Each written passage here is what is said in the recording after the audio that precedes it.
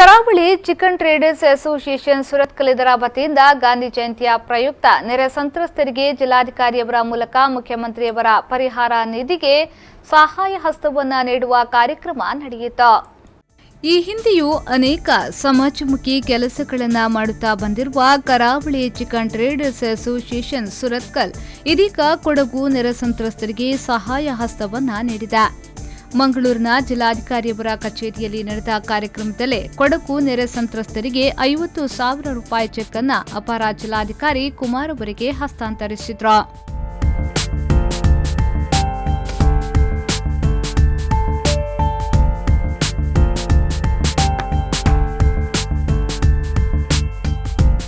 ಈ ಸಂದರ್ಭ ಮಾತನಾಡಿದ ಸಮಿತಿಯ ಅಧ್ಯಕ್ಷರಾದ ಬಶೀರ್ ಹಳೆಯಂಗಡಿ ಅವರು, ಪ್ರಕೃತಿ ವಿಕೋಪದಿಂದಾಗಿ ಮನೆ ಮಠಗಳನ್ನು ಕೊಡಗು ಜನತೆ ಕಳೆದುಕೊಂಡಿದ್ದಾರೆ.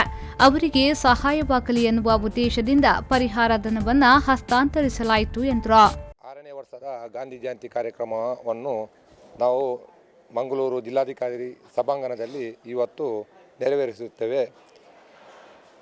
ನಮ್ಮ ಕೊಡಗು ಜಿಲ್ಲೆಯ ನೆರೆ ಪೀಡಿತ ಸಂತ್ರಸ್ತರಿಗೆ ನಮ್ಮ ಸಮಿತಿಯ ವತಿಯಿಂದ 50,000 ರೂಪಾಯಿ ಧನ ಸಹಾಯವನ್ನು ಇವತ್ತು ನಾವು ನೀಡಿರುತ್ತೇವೆ. ನಮ್ಮ ಸಮಿತಿಯು 6 ವರ್ಷಗಳಿಂದ ಗಾಂಧಿ ಜಯಂತಿ ಆಚರಣೆಯನ್ನು ನಡೆಸ್ತಾ ಬಂದಿತ್ತಾ ಇರುತ್ತೇವೆ. ಈ ವರ್ಷವು ನಾವು ಈ ಗಾಂಧಿ ಜಯಂತಿಯ ಪ್ರಯುಕ್ತ 50,000 ರೂಪಾಯಿಯನ್ನು ನಮ್ಮ ಜಿಲ್ಲಾಧಿಕಾರಿಯವರ ಮುಖಾಂತರ ಇವತ್ತು ನೆರೆಪೀಡಿತ ಕೊಡಗಿಗೆ ಹಸ್ತಾಂತರಿಸುತ್ತೇವೆ.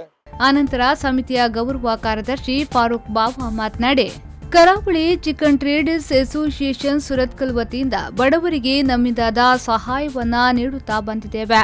ಇದೀಗ ಕೊಡಗು ಸಂತ್ರಸ್ತರಿಗೆ 50,000 ರೂಪಾಯಿ ಚೆಕ್ ಅನ್ನು ಮುಖ್ಯಮಂತ್ರಿಗಳ ಪರಿಹಾರ ನಿಧಿಗೆ ಜಿಲ್ಲಾಧಿಕಾರಿಗಳ ಮುಖಾಂತರ ನೀಡಲಾಗಿದೆ ಎಂದರು.